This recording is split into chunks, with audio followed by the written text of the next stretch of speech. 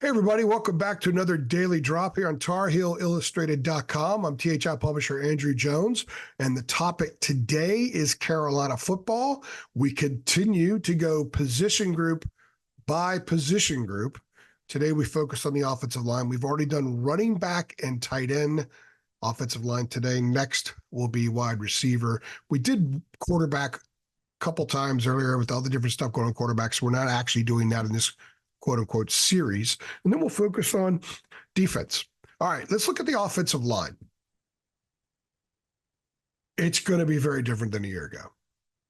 If you look at the guys Carolina lost that have departed, most of them eligibility up, Diego Pounds transferred to Ole Miss. With Ed Montilus, William Barnes, Corey Gaynor, Spencer Rowland, Diego Pounds, that's 4,000 snaps from last season lost, 4,000. Returning from last season, 984. And most of that is Willie Lampkin. Then you add Ja'Kiah Leftwich, the transfer from Georgia Tech. He played 424 snaps for the Yellow Jackets. So you're looking at, 1,400? Played a year ago, they lost 4,000. So this is an inexperienced line. Leftwich will help because he has some playing time. Lampkin is there, it helps.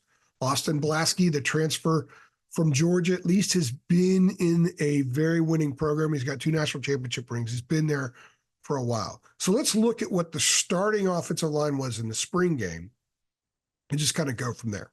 Left tackle was Howard Sampson, the transfer from North Texas.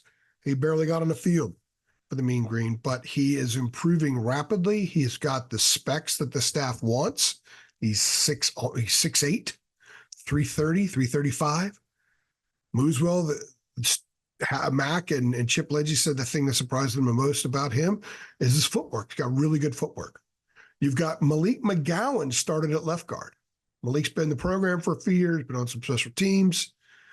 That other guard spot, aside for Willie Lampkin, who's been rotating left and right guard, and he's been playing some center, obviously, too. That second guard spot is up for grabs, and there's like 3 dudes battling for it. Austin Blaski, like I said, he was the starting center, likely to stay there. I do think there's going to be some moving around a little bit, possibly. Willie Lampkin, right guard, and Trevion Green, who was 410 pounds when Carolina first started talking to him. He's down to, he says, mid-350s. And I think they're probably okay with that being his playing weight. He was a starting right tackle. Now, is that going to be the starting offensive line when the Tar Heels head on up to Minnesota on August 29th? Maybe, although I think Ja'Kiah Leftwich is probably going to man one of those tackle jobs. More than likely, he'll take Sampson's spot. I think he probably beats out Sampson, and Trevion Green also starts at tackle. Leftwich is a pretty big dude too. He's like 6'6". Green, by the way, is almost 6'8", 6'7.5". They want huge tackles. So they got huge tackles. Now, the guard spot, I was at 2 practices in the spring game, and I saw Jonathan Adorno at the 2 practices essentially line up first at that guard spot, and then the spring game was Malik McGowan.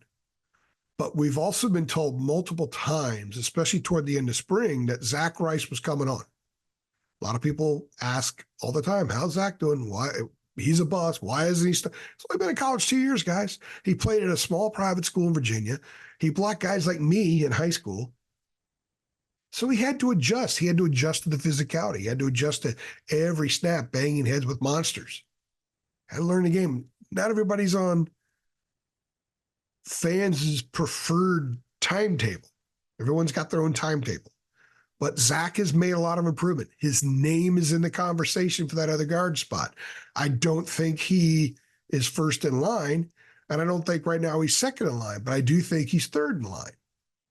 And it's fairly tight, so we'll see what happens in August and once the season starts. Also, Aiden Banfield, a true freshman who arrived in January. His name gets bandied about a lot. Mac loves to throw his name out there.